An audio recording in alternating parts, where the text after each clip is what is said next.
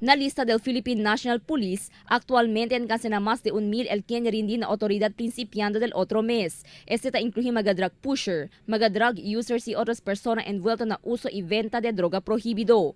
Según con el warden del Zamboanga City Jail, Jail Superintendent Julius Aro, el surrender de mga persona envuelto na droga, un grande ayuda según la campaña del gobierno contra droga prohibido. Por medio de este, el menoraya mga persona con quien ta arresta la autoridad cada día, que quiere decir, el menoraya también mga preso que ta lleva adentro del City Jail. Buen indicación según este, para hindi mas aumenta pa de akal de grande población el Zamboanga City Jail. Napakalaking bagay ito na mababawasan dito yung pagtaas ng jail population natin kasi ito na nga sila, no? Nagsusurrender na, so hindi na kailangan sila i-operate ng mga PNP patuloyin pa para makasuhan at makulong dito sa City Jail.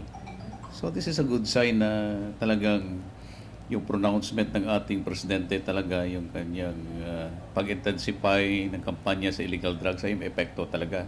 Kasi nakikita natin, gaya nga nabanggit mo, voluntarily ay sumusuko na talaga itong mga tao na to at hindi na kailangan hanapin pa ng PNP.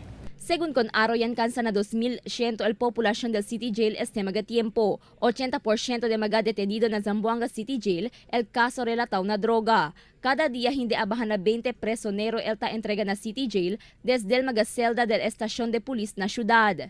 Hindi bababa siguro ng mga 20 inmates ang dinadala dito ng PNP at unfortunately ang nakakalaya niyan kalahati lang.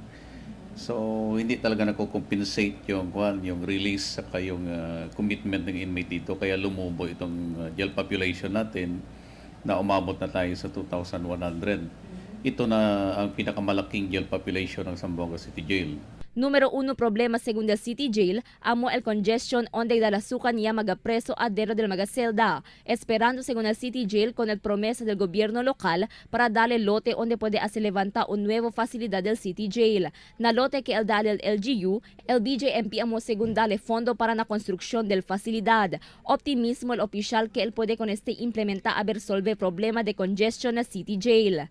Cristel Almonía, Dateline Zamboanga.